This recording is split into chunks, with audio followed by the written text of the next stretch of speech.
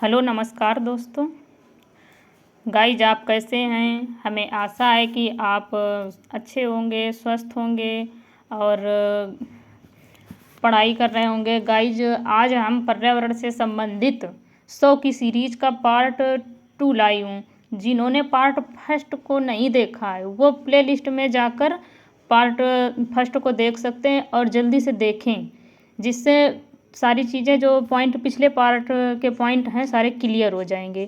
पर्यावरण के अंतर्गत आज हम कृषि से जुड़ी क्रांतियाँ एवं भारत की प्रमुख खाद्यान्न फसलों को देखेंगे। कृषि से जो हमारी जुड़ी हुई क्रांतियाँ रही हैं कि किस कृषि में किसने किसके लिए आगे कदम बढ़ाया और प्रयास किए कि हमारी कृषि जो है कितनी उपजाऊ हो सके। नंबर 1, हरित क्रांति किससे संबंधित है? हरित क्रांति जो है तो हमारी वो खाद्यान्न फसलों से संबंधित है। भारत में हरित क्रांति के जनक कौन माने जाते हैं? भारत में हरित क्रांति के जनक MS स्वामीनाथन माने जाते हैं। और नंबर 3, विश्व में हरित क्रांति के प्रथम जनक कौन माने जाते हैं? Answer Norman Borlaug. हरित क्रांति की उपमा किसने दी थी?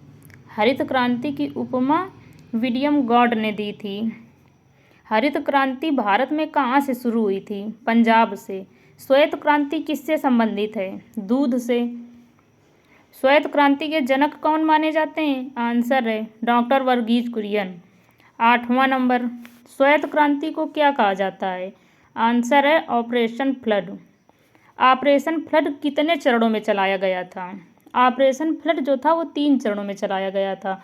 पहला चरण 1970 से 1978 तक चला था। दूसरा चरण जो था तो वो 1978 से 1985 तक चला था। तीसरा चरण जो था वो 1985 से 1995 तक चला था। और नंबर 10, पीली क्रांति जो है तो वो किससे संबंधित है? हमारी तिलहन से। तिलहन के अंतर्गत जैसे सरसों है, मूंगफली है, जिन चीज़ों में तेल निकलता है वो उससे संबंधित है। गोल क्रांति आलू से संबंधित है हमारी क्रांति। नोट, आलू की फसल की जो देन है तो वो पुर्तगालियों की देन है। आलू की फसल कहाँ से आई थी? दोस्तों ये भी डायरेक्ट क्वेश्चन पूछा जाता है यहाँ से। आलू की फसल यानी आलू किस देश से आई थी, ऐसा क्वेश्चन बनता है तो वो पुर्तगालियों के द्वारा आई थी, यानी पुर्तगाल से आई थी। नंबर 12, नीली क्रांति मछली या जल से संबंधित है। गुलाबी क्रांति समुद्री उत्पाद जैसे झींगा मछली उससे संबंधित है। नोट, झींगा मछली उत्पादन में भारत का प्रथम स्थान है। झींगा मछली में प्रोटीन की मात्रा सबसे अधिक पाई जाती है। झींगा मछली हमारी जो होती है उसमें प्रोटीन की मात्रा सबसे अधिक पाई जाती है। कृष्ण क्रांति एथेनॉल से संबंधित है। ये कृष्ण क्रांति जो है तो वो पेट्रोल में एथेनॉल का मिश्रण बढ़ाने के लिए चलाई गई थी।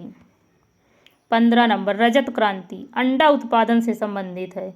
16 नंबर, सुनहरी क्रांति बागवानी फसलें।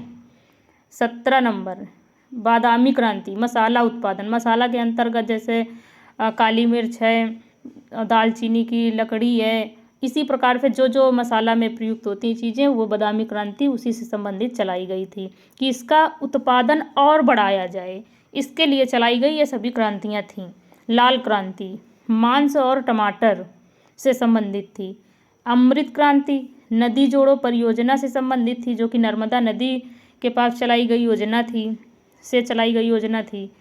नंबर 20, इंद्रधनुष क्रांति 7 क्रांतियों को बढ़ावा देना, यानी 7, इसमें 7 दोस्तों टाइप हो गया है, टाइपिंग में मिस्टेक हो गया है दोस्तों। इसमें 7 क्रांतियों को बढ़ावा देने के लिए इंद्रधनुष क्रांति चलाई गई थी, जैसे नीली क्रांति, लाल क्रांति, सुनहरी क्रांति, गुलाबी क्रांति, श्वेत क्रांति, पीली क्रांति, धूसर, यानी खाद्यान्न के लिए चलाई गई क्रांति थी इंद्रधनुष क्रांति। नोट, जोग जलप्रपात जो है तो वो शरावती नदी पर है, जो कि कर्नाटक में। इसे जोग जलप्रपात को गरसोप्पा जलप्रपात के भी नाम से जाना जाता है। नोट, प्रायद्वीपीय भारत की उच्चतम चोटी कौन सी है? अनाईमुडी।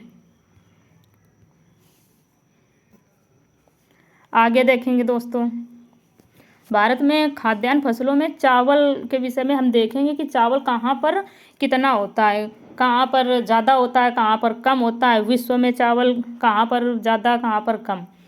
चावल। 10वां पॉइंट है, विश्व में चावल निर्यातक में प्रथम स्थान किसका है? भारत का है। विश्व में चावल निर्यात करने में यानी चावल भेजने में दूसरे देशों में, उसमें भारत का स्थान पहला है। विश्व में चावल उत्पादन में प्रथम स्थान किस देश का है? चावल जो उत्पादन करता है वो कौन सा देश है? चीन है। विश्व में चावल उत्पादन में भारत का कौन सा स्थान है? दूसरा है। विश्व में जो चावल का उत्पादन होता है उसमें भारत का स्थान दूसरा है। खाद्यान्न की खेती के लिए उपयुक्त मिट्टी कौन सी है? चिकनी, जिसे दोमट मिट्टी कहते हैं। धान का पौधा कैसा पौधा है? C4 पौधा है। धान के छिलके से किस विटामिन की खोज की गई थी? B1 की खोज की गई थी। चावल को धोने से कौन सा विटामिन नष्ट हो जाता है? Answer thiamine, B1। अंतर्राष्ट्रीय चावल अनुसंधान केंद्र कहाँ पर है? मनीला में है। राष्ट्रीय चावल अनुसंधान केंद्र कहाँ पर है? कटक यानी उड़ीसा में है। धान का कटोरा किसे कहा जाता है? महानदी के बेसिन को धान का कटोरा कहा जाता है। अंतर्राष्ट्रीय चावल दिवस कब घोषित किया गया था? 11 मई 2004 को UN ने घोषित किया था। खाद्यान्न फसलें, भारत की मुख्य फसलें कौन सी हैं? चावल है, गेहूँ है। नंबर 2, भारत में क्षेत्रीय विविधता क्या है? भारत में जो है तो वो क्षेत्र वाइज जो भी विविधताएँ होती हैं वो कौन सी हैं? मिट्टी है, जलवायु है, तापमान है। मिट्टी में देखना, थोड़ा सा आगे बढ़ेंगे, वहाँ की मिट्टी बलुई है, कहीं की मिट्टी चिकनी है, कहीं की पीली है। इसी प्रकार से मिट्टी में अंतर होता है। जलवायु में भी अंतर होता है, कहीं ठंडा है, कहीं गर्म है मौसम, तो उसी वही जलवायु होती। तब तापमान भी कहीं गर्मी हो रही है, कहीं बरसात हो रही है। इस तरीके से ये अंतर होता है। जैसे भारत में है तो मध्य भारत में जैव विविधता अधिक पाई जाती है। नंबर 3, गेहूं उत्पादन के लिए कौन सी मृदा उपयुक्त होती है? जलोढ़ मृदा। गेहूं उत्पादन के लिए जलोढ़ मृदा उपयुक्त होती है। गेहूं की खेती के लिए कितना तापमान होना चाहिए? 15 डिग्री से 20 डिग्री सेल्सियस तापमान होना चाहिए।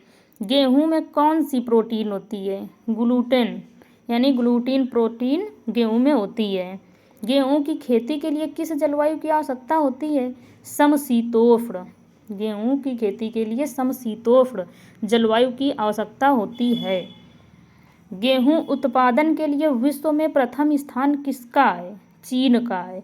भारत जो है तो दूसरे नंबर पर है। अपना भारत देश गेहूं उत्पादन में दूसरे स्थान पर है। भारत में गेहूं उत्पादन के लिए प्रथम राज्य कौन सा है? पंजाब है। भारत में गेहूं उत्पादन क्षेत्रफल की दृष्टि से पहला राज्य कौन सा है? अपना उत्तर प्रदेश। धन्यवाद दोस्तों। यदि आपको वीडियो अच्छी लगे तो आप लाइक करें, सब्सक्राइब करें। इसी प्रकार से जिस टॉपिक पर दोस्तों आपको वीडियो चाहिए उस पर आज आप कमेंट बॉक्स में कमेंट करें। आगे हम इसी प्रकार से कंटिन्यू रखेंगे क्लास को। धन्यवाद।